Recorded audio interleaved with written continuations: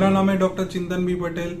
आज हम बात करने वाले हैं, यदि आपको पेट में भारी भारीपन लगता है, नाभि के पास दुखाव हो रहा है और साथ ही साथ कभी कभी नाभि के पास आप स्वेलिंग महसूस कर रहे हैं, एक सूजन महसूस हो रही है जो कभी कभी बाहर आती है, कभी कभी अंदर चली जाती है, कभी बाहर अंदर होती रहती है। सोने के टाइम कभी गायब हो जाती है और जब खड़े रहते हो तो बढ़ रही है। तो काफी सारे लोगों को ऐसे जो लक्षण रहते हैं, तो उसमें से डायग्नोसिस जनरली जो आता है वो है अम्बिलिकल हर्निया। तो यदि आप चेकअप कराते हो या फिर आप शायद सोनोग्राफी कराते हो ये कंडीशन के लिए, तो आपको पता चल सकता है कि आपके सर्जन ने या आपके डॉक्टर ने या फिर सोनोग्राफी में आपको आया है अम्बिलिकल हर्निया। तो फिर ये क्या है अम्बिलिकल हर्निया? तो अक्सर क्या होता है कि मोटापे के कारण या बढ़ती उम्र के कारण या फिर आपने कोई अन्य पहले कोई पेट ऊपर कोई ऑपरेशन कराया है कोई और रीजन से, तो वो दीवार बहुत बार वीक हो जाती है। नाभि का एरिया जो है वो बहुत बार कभी कभी वीक हो जाता है। तो वीक एरिया में कभी कभी उम्र के साथ वो एरिया वीक होके उधर क्रैक पड़ जाती है या फिर फट जाता है या फिर होल हो जाता है या पंचर हो जाता है। बोलने के अलग अलग तरीके हैं। सिर्फ इसको हमारी मेडिकल लैंग्वेज में हर्निया बोलते हैं।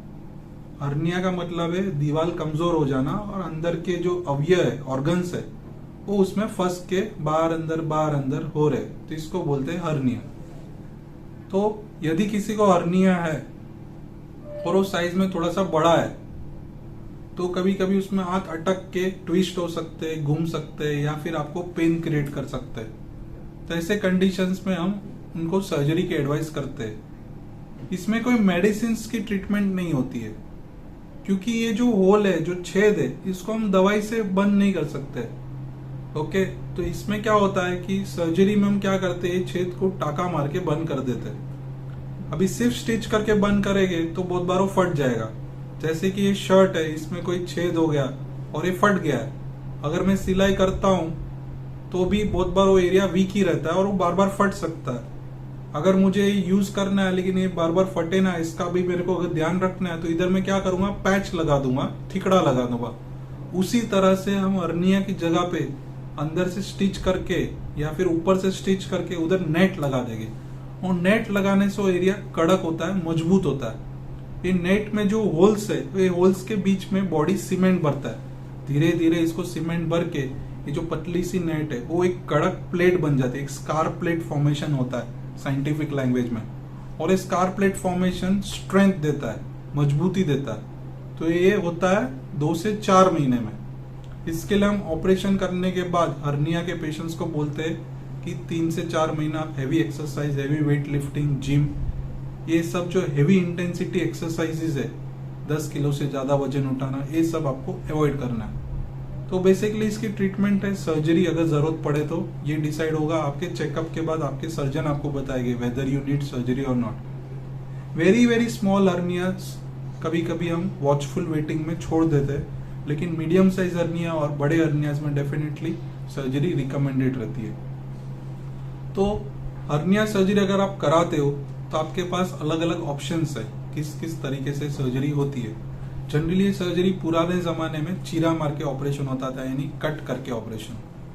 फिर आया दौर लैप्रोस्कोपिक सर्जरी का, जिसमें 3 छेद या 4 छेद से दूरबीन से, कैमरा से सर्जरी होती है, जिसमें इन्फेक्शन रेट कम रहता है, रिकवरी फास्ट रहती है और बहुत ही फास्ट ट्रीटमेंट रहती है। आपको पता ही नहीं चलेगा कि ये फास्ट हो गया और आप फटाफट ऑफिस ज्वाइन कर पाओगे। इन्फेक्शन रेट्स बहुत कम रहते हैं, चर्बी का पानी होने के चांसेस कम रहते हैं, जाली का इन्फेक्शन के रेट्स भी काफी कम रहते हैं। और अभी दौर आया रोबोटिक सर्जरी का। तो यही सर्जरी रोबोट के द्वारा भी सर्जन आपको ऑपरेट करके आपको अच्छा रिजल्ट दे सकता है। रोबोटिक सर्जरी में आपको थोड़ा सा प्रिसीजन और परफेक्शन शायद ज्यादा मिल सकता है, उसके सामने थोड़ी सी कॉस्ट भी ज्यादा रहती है रोबोटिक सर्जरी की। तो ये 3 options, open hernia surgery, laparoscopic surgery और रोबोटिक हर्निया सर्जरी। ये 3 ऑप्शन में से कौन सा ऑप्शन सही रहेगा, ये आपके चेकअप के बाद आपके सर्जन आपको गाइड करेंगे। डेफिनेटली उनके पास भी कौन सा ऑप्शन अवेलेबल है, वो ऑप्शन आपको ज्यादा एडवाइस कर सकते हैं। तो ये थी कुछ बेसिक यूजफुल जानकारी वेंट्रल हर्निया या अम्बिलिकल हर्निया के बारे में। उम्मीद करता हूँ कि आपको हमारे वीडियो के माध्यम से आपको हर्निया के बारे में काफी सारे डाउट्स क्लियर हो गए रहेंगे। अगर आपको हमारा वीडियो पसंद आया तो लाइक शेयर सब्सक्राइब जरूर कीजिए। यदि आपको हर्निया हुआ है या फिर आपको हर्निया हुआ था तो आपने हर्निया के लिए क्या ट्रीटमेंट फॉलो किए, आप डेफिनेटली हमारे कमेंट सेक्शन में टाइप कीजिए। हमें खुशी होगी आपका एक्सपीरियंस जानने के लिए। धन्यवाद। अम्बिलिकल या इंग्वाइनल हर्निया के बारे में अधिक जानकारी के लिए वीडियो के डिस्क्रिप्शन बॉक्स में लिंक दिए, इसे क्लिक कीजिए।